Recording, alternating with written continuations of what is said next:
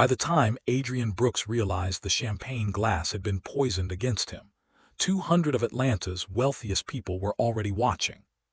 He stood beneath a ceiling of crystal chandeliers in the ballroom of the Ashford estate, dressed in a tuxedo that cost more than his truck, while a wall-sized screen displayed bank transfers carrying his name. The numbers climbed past $3 million.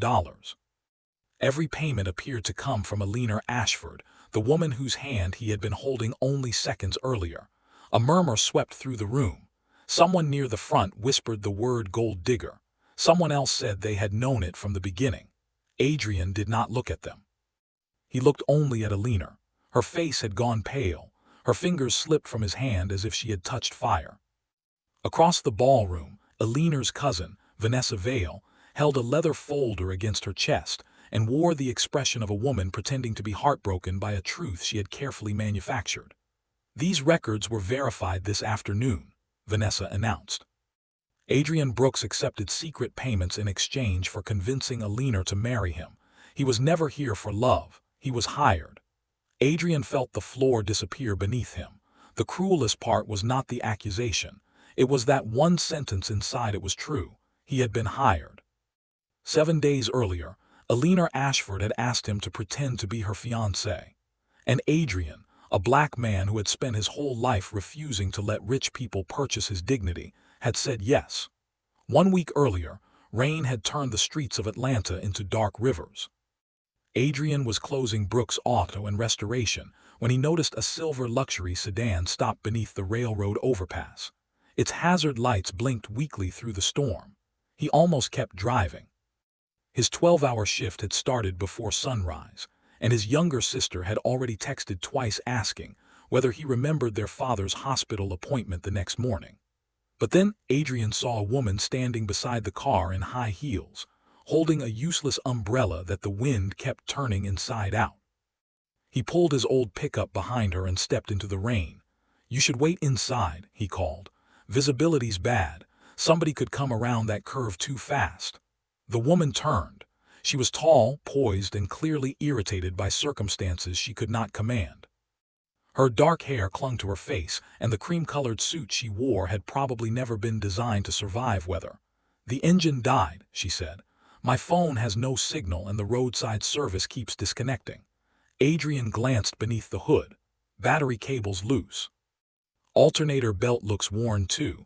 I can get you moving, but not for long. You can fix it here. I can keep you from becoming part of the morning traffic report." That earned the smallest hint of a smile. 10 minutes later, the sedan coughed back to life. Adrian closed the hood and wiped his hands on a shop towel. "What do I owe you?" she asked. "Nothing." She stared at him as if nobody in her world understood that word. "You stopped in a storm, repaired my car, and you expect nothing. I expect you to replace that belt before it breaks." She reached into her purse. Adrian raised one hand. "Keep it." Her eyes sharpened. "You do not know how much I was going to offer." "That's exactly why I said keep it." He turned toward his truck. "Wait." When he looked back, she was studying the name stitched over his jacket pocket. "Adrian Brooks," she read. "I'm Eleanor Ashford." The name meant something even to a man who avoided business magazines. Ashford Development owned half the cranes rising over downtown Atlanta. Eleanor's grandfather had built the company from a small concrete operation into a national empire. Her father, Charles Ashford, had died the year before, leaving the company divided between family members who smiled for cameras and fought like wolves behind closed doors. Adrian gave a polite nod. "Then you can definitely afford a new alternator belt." This time she laughed. The sound surprised both of them. The next morning, Eleanor appeared at Brooks Auto just after 9. Adrian was beneath a 1967 Mustang when expensive shoes stopped beside the lift. "You ignored the invoice I sent to your office," he said without rolling out. "You did not send an invoice." "Exactly. Fastest paperwork I ever completed." He slid into view. Eleanor wore a navy coat and carried 2 coffees. Behind her, a black SUV idled at the curb while a security officer watched through the windshield. "I need to speak with you," she said. "If this is about the car, Ramon can schedule you." "It is not about the car." Adrian sat up. Something in her voice had changed. The woman from the overpass had been frustrated. The woman standing over him now was frightened. They went into his small office, where invoices were stacked beside family photographs, and a framed picture of Adrian's late mother hung above the filing cabinet. Eleanor placed one coffee on the desk and remained standing. "My grandfather's will contains a condition," she began. "Control of the Ashford Community Trust passes to me on my 32nd birthday, but only if the board considers my personal life stable enough to represent the family foundation." Adrian stared at her. "Your grandfather put your dating life in a legal document. He believed unmarried women were vulnerable to reckless decisions. Sounds like he made one himself." Her mouth tightened, but she did not disagree. "The trust funds housing programs, clinics, and scholarships. My cousin Vanessa wants control of it. She plans to redirect the endowment into private development partnerships. The board votes next Friday. She has spent months convincing them that I am unstable, isolated, and unfit to lead." Adrian leaned back. "And what does that have to do with me?" Eleanor drew a breath. "I need a fiancé for 7 days." For several seconds, only the compressor in the garage could be heard. Then Adrian laughed once. "No, I have not made the offer yet. You walked into an auto shop and asked a stranger to become your fiancé. Whatever comes after that is not going to improve the sentence. You would attend 3 family events, 1 board dinner, and the foundation gala. In return, I would pay you $200,000. Adrian's expression changed despite his effort to hide it. $200,000 would erase the debt hanging over the shop. It would cover his father's rehabilitation after a recent stroke. It would pay the tuition his sister Nia had quietly postponed because she refused to add another burden to the family. Eleanor saw the calculation in his eyes. "I had you investigated," she admitted. "You served 8 years as an army mechanic. You returned home when your mother became ill. You employ 6 people, 3 of whom had criminal records nobody else would look past. Your father's medical bills are overdue. Your business loan enters default in 23 days. Adrian stood so quickly that the coffee trembled on the desk. "You had no right. I know. You do not get to search through my family's pain because you need a prop for dinner." "I know," she repeated quieter, "and I am ashamed that I did it, but I also know you would never agree if you thought innocent people could be harmed." He moved toward the door. Eleanor stepped aside rather than block him. "If Vanessa takes the trust," she said, "the South Haven clinic loses funding within 6 months." Adrian stopped. South Haven was where his father received physical therapy. It was where his mother had received cancer treatment long after their insurance stopped cooperating. The clinic served people who lived in neighborhoods the Ashfords rarely entered except during campaign season. Eleanor continued. 3 transitional housing projects will also be canceled. I am not asking you to save my inheritance. I am asking you to help me keep resources where they belong." Adrian turned slowly. "No forged love letters, no stories that ruin anybody else, no attacking your cousin with lies, and nobody touches my family. Agreed? If someone asks how we met, we tell them the truth. The rain, the car, everything. They may question why we became engaged so quickly, then say we knew what we wanted." A faint smile crossed her face. "Do we? No, but at least that lie does not destroy an innocent person." Eleanor extended her hand. 7 days. Adrian looked at it, then at the photograph of his mother. 7 days, he said. Their first appearance was dinner at the Ashford estate that evening. The mansion sat beyond iron gates on 20 acres of land north of the city. Adrian had repaired homes smaller than the entrance hall. Portraits of dead Ashfords watched from paneled walls as servants moved silently through rooms large enough to echo. Eleanor met him at the foot of the staircase. She wore a green dress, and for a moment Adrian forgot every instruction she had given him in the car. "You are staring," she murmured. "I am remembering the cover story. The cover story is not written on my dress. That would have been useful."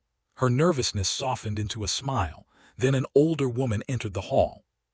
Margaret Ashford, Eleanor's grandmother, was silver-haired and straight-backed, with the cold composure of someone who had spent 50 years deciding whether other people belonged in the room. Her gaze traveled from Adrian's face to his shoes and back again.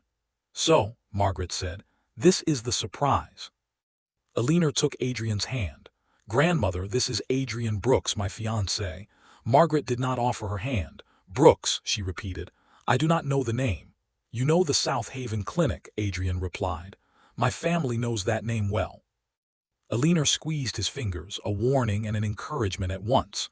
Before Margaret could answer, Vanessa Vale entered with her husband, Preston. Vanessa was beautiful in the polished, deliberate way of a campaign advertisement. Her smile arrived before her warmth did. "Eleanor," she said, embracing her cousin. "You kept this very quiet." It happened quickly. Vanessa turned to Adrian. "And what do you do?" "I restore classic cars and repair the ones people actually need." "How practical. Most useful things are." Preston hid a laugh behind his glass. Dinner became an interrogation disguised as tradition. Margaret questioned Adrian's education, Vanessa examined his work history, and an uncle asked whether he understood the burden of joining a famous family. Adrian answered without apology. He had attended technical college, served 8 years in the army, and kept armored vehicles running where a mechanical failure could become a funeral. Then Margaret asked whether he was entering the marriage honestly. Adrian felt Eleanor tense beside him. "I am entering this week with the promise that I will not lie in any way that harms innocent people," he said. Vanessa's eyes narrowed. Eleanor covered the dangerous wording with a calm reply. "That is one of the reasons I love him." The word love landed between them, and Adrian saw fear flash across Vanessa's face. After dinner, Eleanor led him onto a stone terrace overlooking the gardens. "You frightened me in there," she said. "You hired the wrong man if you wanted smooth lies." "No. I think I hired exactly the right one." Lights from the mansion reflected in her eyes. Without the boardroom stiffness, she looked tired and unexpectedly young. "Why me?" Adrian asked. "Really, because you refused my money in the rain." "That is not enough reason to trust someone." "It was a beginning. Then I read about the apprentice program at your shop. You gave people a second chance when everyone else had already decided who they were." Adrian looked toward the dark lawn. "My mother used to say people become whatever the room keeps calling them. She believed changing the room could change a life." "What did she call you?" "Stubborn." Eleanor laughed softly. She was observant. He looked at her, and the silence between them became warmer than the agreement allowed. The next several days moved quickly. Eleanor visited Brooks' auto for photographs, but instead of treating the shop as scenery, she asked Ramon about his training and listened closely to Nia's plans for physical therapy school. Nia immediately recognized the engagement was fake. Adrian told her the truth in the supply room. $200,000 is not enough, she said. For 1 week. For what happens when people decide a black man beside a wealthy white woman must be after her money? They will rewrite your whole life. Eleanor overheard her. Your brother should not carry the risk alone, she said. I will make it publicly clear that he has no financial role in my company or the trust. Nia held her gaze. Statements do not protect people from prejudice.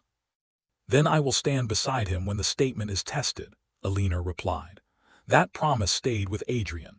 The 4th day brought the Ashford Foundation board dinner at a private club where Adrian was one of only 3 black guests who were not serving food.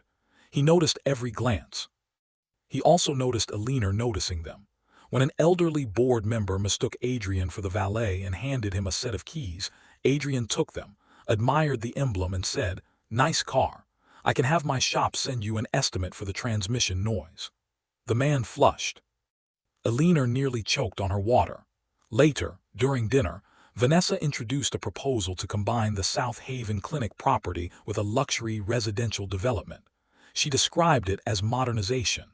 Adrian recognized the language. It meant poor families would be pushed farther away, while investors congratulated themselves for improving the neighborhood.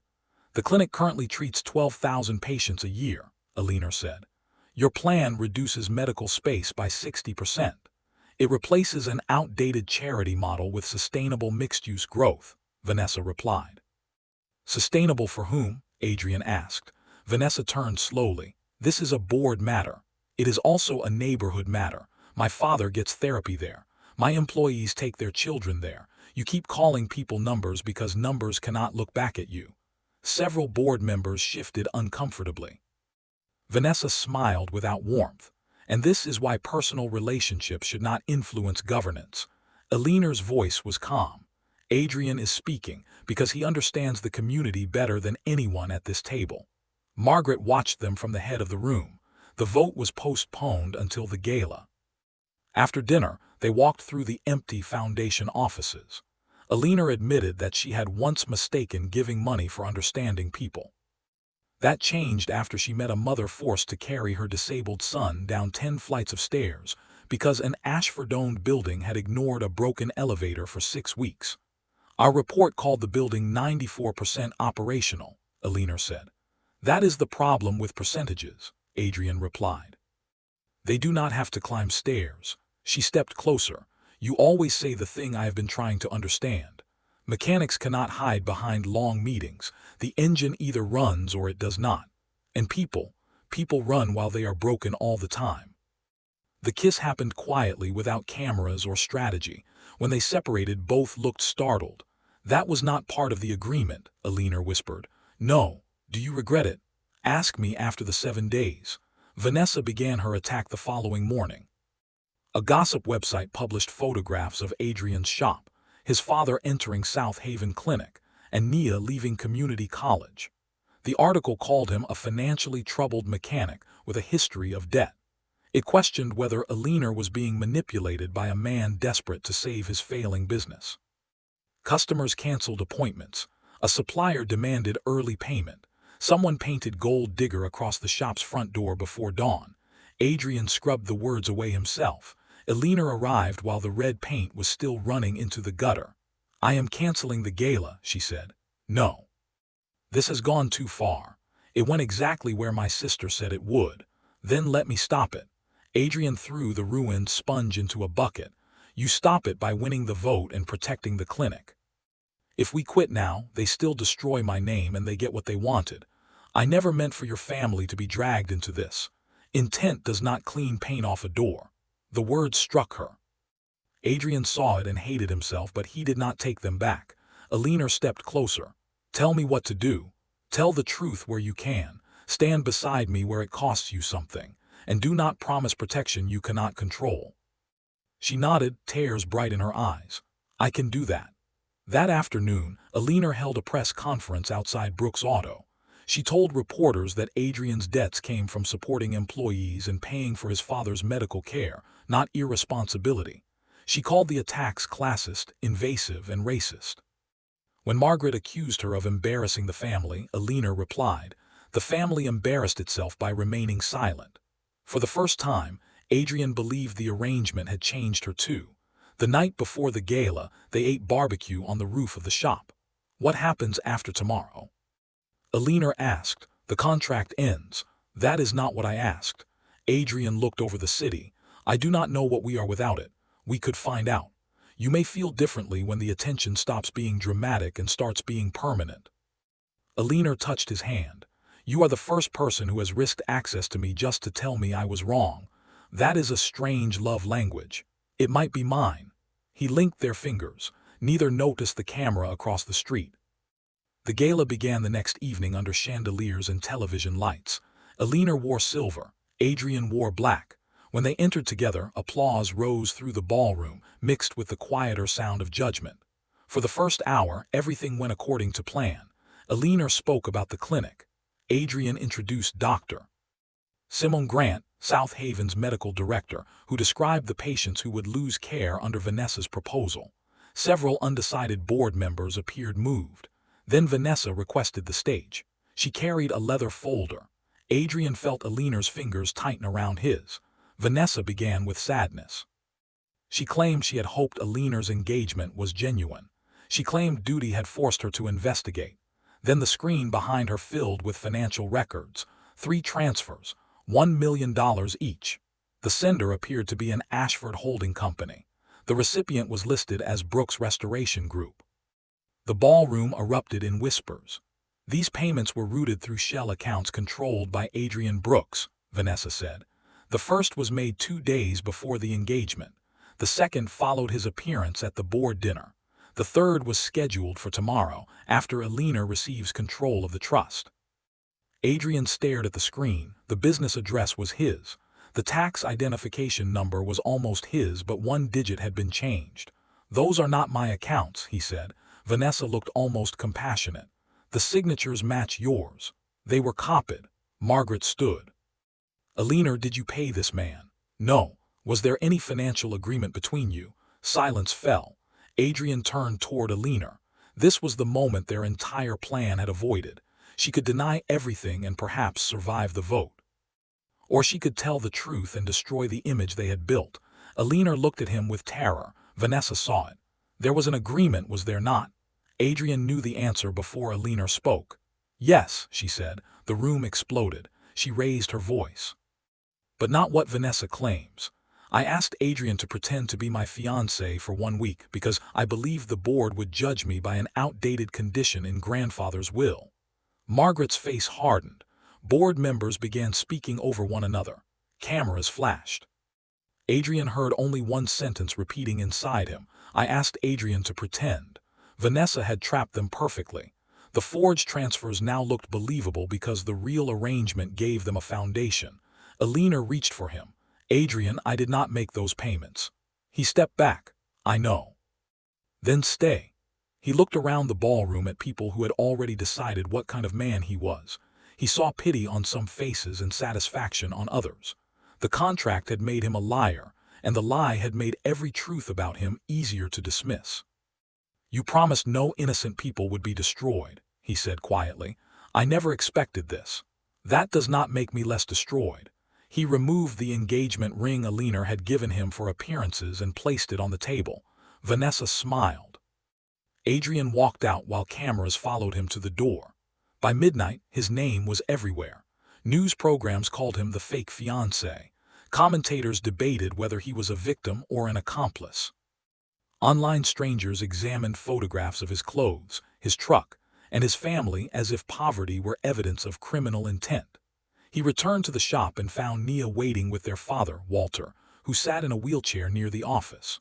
Walter had once been a broad-shouldered transit mechanic. The stroke had weakened his left side but not his voice. You took money? He asked. Adrian looked at the floor. I agreed to take it. Did you steal it? No. Did you use that woman? No. Then stand up straight. Adrian lifted his head. Walter tapped his cane against the concrete. A lie can put dirt on your name. It cannot decide what is underneath unless you let it. I should never have agreed. Maybe not. But shame is only useful if it teaches you where to walk next. Adrian sat beside him and finally allowed the exhaustion to show. Across town, Eleanor faced the Ashford board until nearly dawn. Margaret demanded her resignation. Vanessa pushed for an emergency vote transferring the trust to her control. The forged documents were sent to federal investigators. Eleanor refused to accuse Adrian. He did not steal from me, she repeated. I brought him into this deception. If anyone deserves removal, it is me. The board suspended both the vote and Eleanor's authority pending investigation. Vanessa left the estate believing she had won. She did not know that Preston had begun to fear her. For months, Vanessa had used him to move documents, arrange shell companies, and pressure employees. Preston had told himself it was family strategy, not crime. But forging federal banking records crossed a line even he could see. At 2 in the morning, he called Leon Price, Ashford Development's head of cybersecurity. I need to show you something, Preston said. Leon had his own reason to listen. He grew up near South Haven and knew exactly what Vanessa planned to do with the clinic property. They met in an underground parking structure. Preston handed him a flash drive containing emails, draft bank records, and security footage from Vanessa's private office. She used a contractor named Grant Mercer, Preston said. He created the shell company and copied Adrian's signature from the engagement agreement. Why are you giving me this? Because she told me the clinic was only leverage. Tonight I heard her promise the land to a hotel group. Leon looked at him coldly.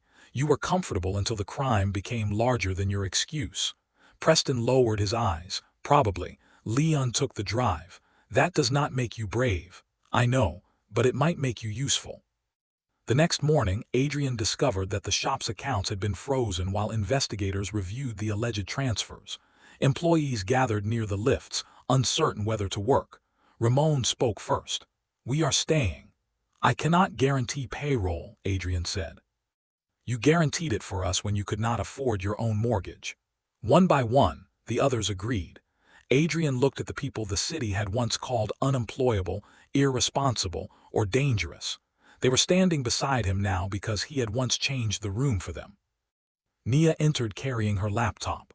I found something. She had compared the tax number on Vanessa's records with the shop's legitimate filings. The altered digit linked to a corporation registered 3 weeks earlier in Delaware. That proves the company is not ours, Adrian said. It proves it is not exactly ours, but we need whoever created it. A black SUV stopped outside. Eleanor stepped out alone. Adrian's employees became silent. She entered the shop without makeup, security, or the controlled expression she wore in public.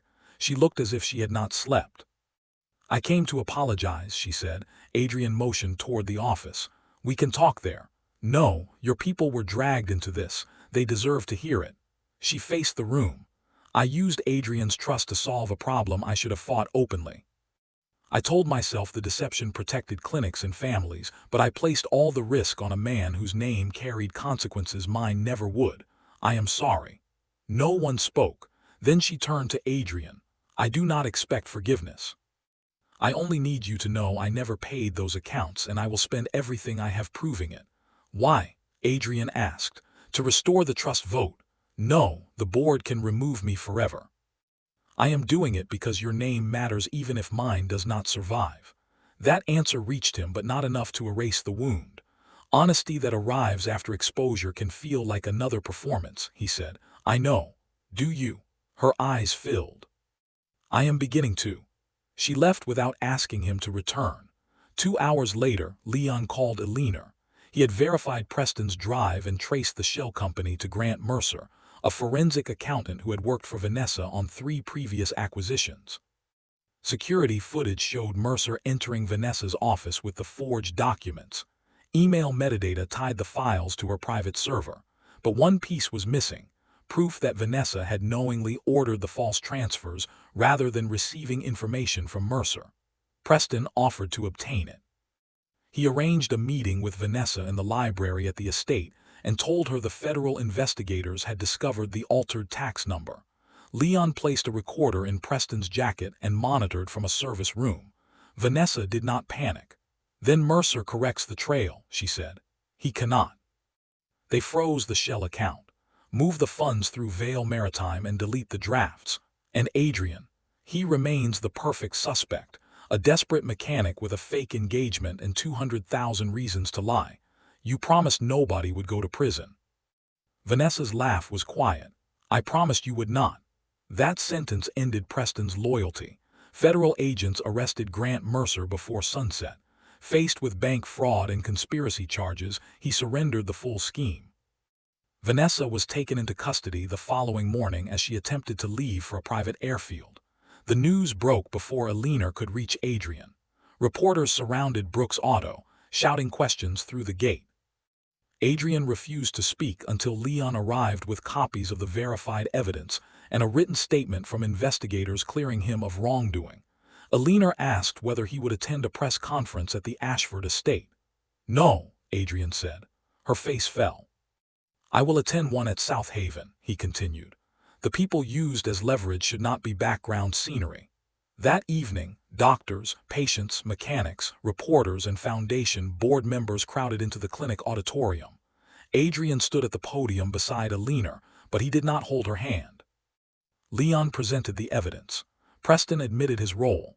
Margaret Ashford publicly apologized for judging Adrian before examining the truth. Then Eleanor spoke. Adrian Brooks was falsely accused because a lie I created made a larger lie easier to believe, she said. He accepted my proposal to protect this clinic and his family. I accepted his help because I was afraid to challenge my own family honestly. Those choices were not equal. He risked his reputation. I risked only losing power I had inherited. She turned toward him. I cannot ask Adrian to forgive me. I can only correct what I can. I am withdrawing from consideration as chair of the trust. I recommend that Dr. Simone Grant lead an independent board with community representatives holding the majority of seats. The room went still. Margaret rose. Eleanor, that trust belongs to this family. Eleanor looked at the patients seated around her. No, the money came from this family. The purpose belongs to them. Adrian saw then that she was not performing. She was surrendering the thing she had hired him to help her win. 3 weeks later, the board approved an independent structure for the trust. South Haven received 20 years of protected funding, and community members gained voting control. Vanessa and Mercer were indicted, while Preston resigned and cooperated with prosecutors. Adrian's accounts were unfrozen. Customers returned, though he accepted their business more easily than their apologies. He returned Eleanor's $200,000 payment. Eleanor did not try to buy forgiveness. She paid none of Walter's bills and erased none of Adrian's debts. Instead, she attended community meetings, volunteered at South Haven without cameras, and brought coffee to the shop while keeping her distance. For 2 months, Adrian remained polite but guarded. Then Walter suffered a setback. The stroke had damaged more than the family understood, and one evening he collapsed during therapy. Adrian reached the hospital to find Eleanor sitting beside Nia in the waiting room. He stopped at the doorway. "Who called you?" "Nia did," Eleanor said. Nia stood. "I needed somebody calm. You were driving and I was scared." Adrian looked at Eleanor. "Did you contact the hospital administration?" "No." "Did you arrange specialists?" "No." "Did you pay anything?" "No." She held up a paper cup. "I bought terrible coffee with permission." Despite everything, Adrian almost smiled. They waited through the night. Eleanor did not offer influence. She did not make promises. She simply remained beside him while doctors ran tests and Nia slept with her head on his shoulder. At dawn, the physician said Walter would recover. Adrian walked Eleanor to the parking garage. "You stayed," he said. "You asked me once to stand beside you where it cost something. This did not cost you anything. It cost me the chance to hide from how much I still care." He looked at her. Eleanor's voice trembled. "I loved you before the gala. I think I loved you on the roof of the shop, maybe earlier, but I confused love with the right to keep you near me. I do not have that right." "No," Adrian said. "You do not." She nodded and turned toward her car. "But you can ask," he added. Eleanor looked back. "Ask what?" "Ask me to dinner. No contract, no board vote, no photographers." Hope appeared slowly across her face. "Adrian Brooks, would you have dinner with me? I will think about it." She stared at him. He allowed himself a smile. "Yes." Their second beginning was quieter than the first. They ate at a small restaurant where nobody cared about the Ashford name. They argued about music, laughed about Margaret's expression the first time she visited Brooks' Auto, and spoke honestly about the fear that remained between them. Trust did not return like lightning. It returned like a repaired engine, one careful piece at a time. Eleanor learned not to solve every problem with money. Adrian learned that accepting care did not always mean surrendering independence. Nia watched them with suspicion for months before finally admitting that Eleanor's taste in barbecue had improved. A year after the scandal, South Haven opened a new rehabilitation wing. It was not named after an Ashford. The community board named it the Million Brooks Center, honoring Adrian's mother and her belief that changing the room could change a life. At the opening ceremony, Walter walked 20 steps with a cane and refused assistance until the final one. Adrian stood beside Nia, tears running openly down his face. Eleanor waited near the back. After the applause ended, Adrian found her in the courtyard where they had first held the press conference that cleared his name. "You are hiding," he said. "I am making room for your family. You are part of the room now." She looked at him carefully. "Are you sure?" Adrian reached into his jacket. For one stunned second, Eleanor seemed unable to breathe. He held a ring, not the expensive diamond she had used during their false engagement, but a simple band designed by a local jeweler whose daughter received treatment at South Haven. "The first time," Adrian said, "you asked me for 7 days because you needed the world to believe something that was not true." Eleanor's eyes filled. "This time, I am asking for a lifetime because we survived the truth." He lowered himself to one knee. People nearby began to notice, but Adrian saw only her. "Eleanor Ashford, will you marry me without a contract, without a performance, and without asking either of us to become smaller for the other?" She covered her mouth, laughing through tears. "Yes." He slid the ring onto her finger. From the clinic doors, Walter shouted, "Make her sign something anyway." The courtyard erupted in laughter. Eleanor pulled Adrian to his feet and kissed him as bells from a nearby church carried across the neighborhood. Their wedding took place 6 months later in the South Haven courtyard. Nia served as Adrian's best woman, Walter walked proudly with his cane, and mechanics sat beside investors beneath paper flowers made by children from the housing program. Before the vows, Eleanor said, "I once believed stability meant appearing perfect. Adrian taught me that real stability is being honest enough to survive imperfection." Adrian took her hands, and Eleanor taught me that forgiveness is not pretending the wound never happened. It is deciding whether the person who caused it has learned how to stop causing it. They promised truth before comfort, respect before control, and partnership without ownership. Afterward, Adrian's employees brought out the restored 1967 Mustang, painted deep blue and tied with white ribbons. "Is this ours?" Eleanor asked. "It belongs to the shop, so we are borrowing it, with written permission. You really do love contracts. Only honest ones."